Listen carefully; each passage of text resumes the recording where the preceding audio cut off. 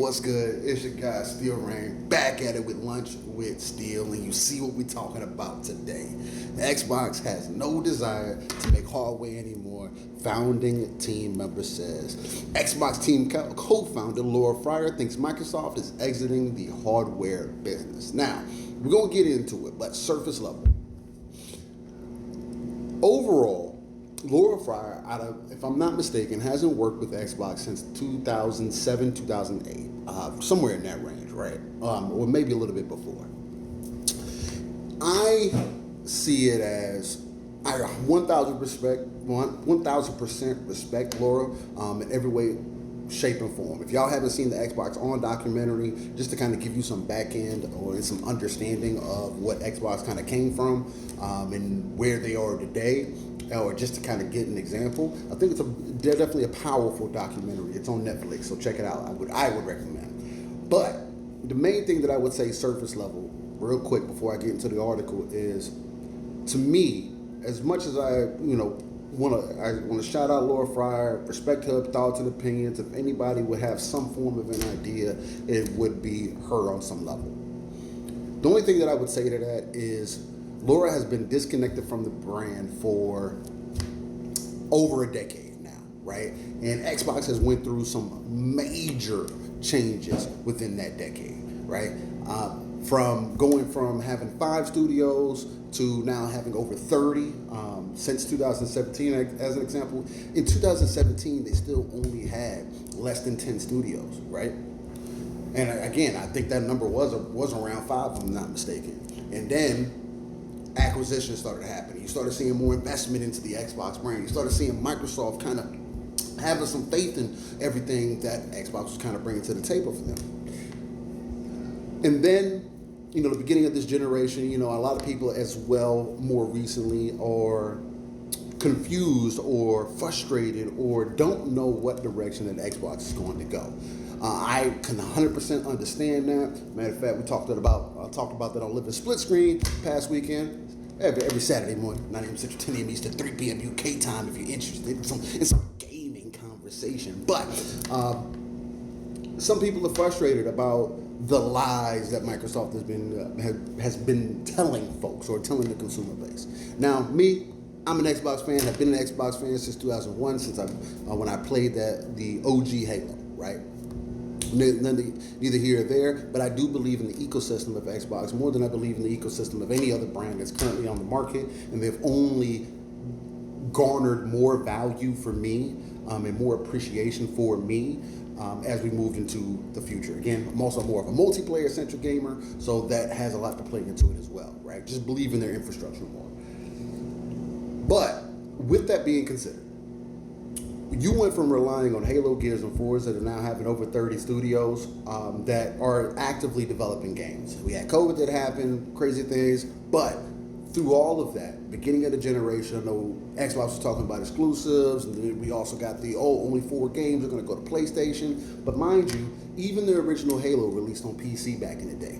So Microsoft has always had this, I would say, card in their shirt pocket, right? They've always been able to pull it out if they needed to because they've always delivered games to PC, right? So, and then Xbox is running on a form of Windows, right? So it kind of makes sense that they would kind of actively be looking at those things. But again, watch the Xbox On documentary as an example. Windows wasn't trying to support, the Windows team didn't want to support what Xbox had going on, and seeing how things have kind of played themselves out now, Xbox is the biggest investment in Microsoft's history, spending almost $70 billion in the gaming industry for Microsoft's, just for Microsoft. Xbox was able to spend $80 billion to acquire ABK, and that's not even including the additional, well, that is actually including the ZeniMax deal as well, getting Bethesda and all of that, right?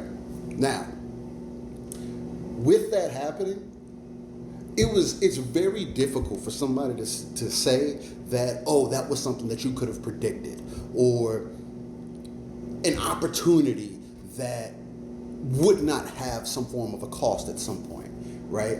It's for me, I don't see the frustration, or it's hard for me to believe in the frustration because plans do change, business changes. You have to think on the fly. The digital era is literally a space right now that is extremely questionable. We as consumers are still trying to figure out where we are in our ownership for our games, right? Because even physical media, not all of them have ownership where you can access that game years and years and years later. We got people like Blizzard, right? Companies like Blizzard who in their EULA tell you that they can remove your game whenever they feel like without any remorse. They don't have to have a reason. They can just take it down, right? Neither here or there. It's hard for somebody to say that could have been predicted. The way that things have gone, the amount of money that has been spent, the value that Xbox is seemingly creating, the way that Game Pass is kind of evolving and revolutionizing things and how people looking at the market. I know for me personally, Game Pass has been a great thing for me. It hasn't eliminated me buying games. Matter of fact, if anything, I have had access to buy other games that I maybe would have probably looked over, or I consider it a savings because I play the games on Game Pass. Now, is it really because I'm paying for it monthly? You know, to each their own. You got to find value in what you find value in. Me, I don't tend to play games again, right? I beat it the first time, especially single player games. That's all I'm going to get out of it. So I can be of the understanding of, hey, these games that I'm playing through Game Pass are not games that I own. They're games that I have access to. But that does allow me to invest more in Steam. That allows me to invest more in the games that either come out of Game Pass or just launch on Xbox day one, or or whatever. It's whatever in that spectrum. Second and third party, all that good stuff, right? Because I'm part of this ecosystem. Shout out to the picture my phone just took. But let's get into this article, man. Xbox has no desire to make hardware anymore, because I want to get into that as well. Next year marks the 25th anniversary of Xbox, but one of the console's original team members, Laura Fryer, is openly questioning one element of Microsoft's gaming division. Fryer, who no longer works for Xbox, recently shared her response to Microsoft's recent handheld and console partnerships, and concluded that the company has no desire to create hardware anymore. Although, and you can believe it or not believe it, and think they're doing something else. Xbox has come out. Sarah Bond has come out. Phil has come out. Satya has even stated they are making hardware into this next generation, not just this handheld. Right? They put their personal handheld on the back burner, possibly even canceled it because their deals with second and third party are going so well versus what they traditionally were able to get previously, that maybe through partnerships they don't have to create their own handheld, right? And that possibly could be the same thing that people say for the console side. Or why would Xbox continue making hardware themselves if they can team up with third party and get them to create it, right? Asus creates the next piece of hardware, right? Somewhat similar to phones in a way, right? There's different versions of your Androids that you can get it from this partner, you can get it from this person, but you can always, Samsung has been kind of the main attraction as far as Android goes, right? Kind of like Samsung is right there trying to compete with Apple with iPhone, right? So something to take into consideration. I don't know if that's going to be the answer to end all to be all, but my main concern, especially as someone who has been in the PC ecosystem as well since Windows 95, at least at a time when I was too young to even be thinking about a lot of this stuff, I can see how this direction could work, right? Modern day consoles are essentially just PCs, right? That are locked off.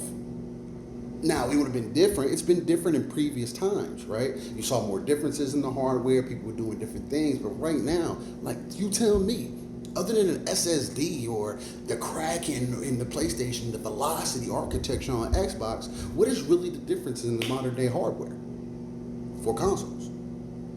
I don't think it's enough to really address or say that, we still need to do this exclusive thing, right? Now, there's little deals that you can cut like that pull people's interest and go like that, but I do think it's going to be more about an ecosystem war than anything.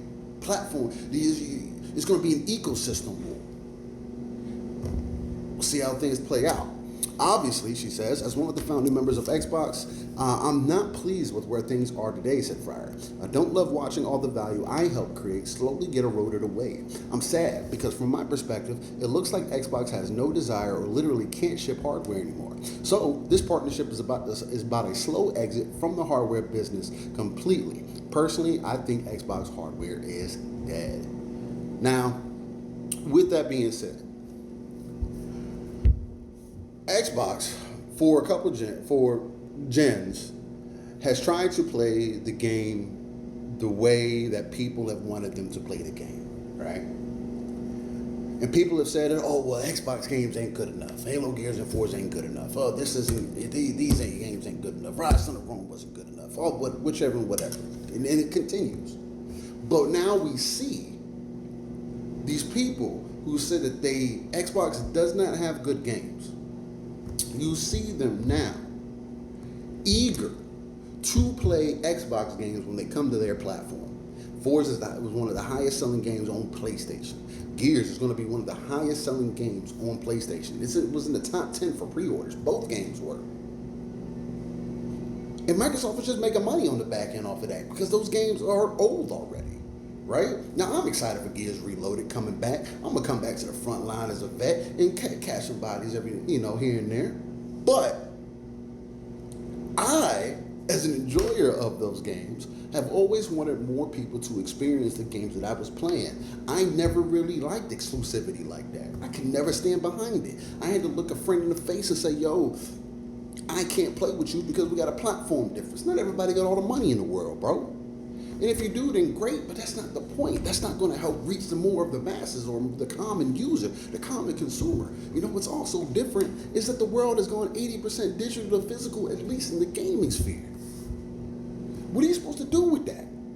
The future is unpredictable. We don't know what is truth. We don't know what the real direction is going to be. What I do know is that Xbox is seemingly delivering more value to me as a gamer while still giving me the option to buy my games. It's not like it's been removed and this is just Blockbuster now. No, I can buy my games whenever I want. The game comes out of Game Pass. As a Game Pass member, I get 10 to 15% discount, get even deeper discounts depending on what's going on. It's ideal situations. As a gamer, I care about the games more so than anything else and the health of those games. So with that taken into consideration, look, is Xbox going to continue to make hardware? At least right now, they are. Is Xbox going to be able to bring Steam over, as we're kind of seeing now? You pull up the Xbox PC app as an example, you see your Steam games that pop up if you got them connected. It's a step, right? It's not the perfect step, right? And I had mentioned this on the Live a Split Screen again. 9 a.m. Central, 10 a.m. Eastern, 3 p.m. UK time, every Saturday morning, that the direction that they're going is going to have to be the most user-friendly interface that they can possibly create to still give people that console experience. Because I 100% agree with you. Things still have to be as console-friendly as possible if you're trying to get the consumer to see and really and truly find value within this industry, within their hobby, more so. I don't necessarily care about the ducats that Microsoft is making, whether it is what's not happening. What I do know is that more second and third party are willing to cut deals with Microsoft, with Xbox, than ever before. That whether that's on hardware, and we definitely know what's in gaming, because even companies like Square Enix, as an example, even companies like Arrowhead, as an example, the creators of Helldivers 2, want their games to be on all platforms so that more people can play their games. That ends up them getting more investment up front.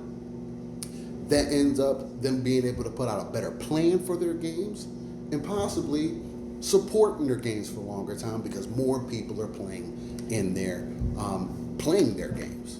And I think that should be the overall goal versus being so concerned about the console, where Xbox has deliberately told you that we care about your library. We want to move things forward. We want you to have all the games you had previously and have access to those older games. So, with that being said, is the hardware dead? I don't personally think so. They said they're going to continue to make the hardware. I would invest in the next console that they made because I believe in the ecosystem. Whether it works between PC, whether it works between the console itself. If the lines are going to blur, the only person that's getting value out of it is you as the gamer. And it's hard for me to find fault within that, man. So with that, that's just my thoughts on it. Outside looking in, again, Lord Fry has been away from at least Xbox for quite some time. Respect her as a founder of the brand and of the console, but it's 2025, baby. The digital era is here. Things are going to be greatly and vastly changing. And I want gamers to be able to have more access than they ever had before. And if this is one route to do it, let's see how things play out. I'll start really complaining when I don't have access to my library or content that I bought in my backlog or from my stuff. So that's how I'm kind of looking at it. With that, this is Lunch with Steel. Y'all be safe, and we'll catch you on the next one.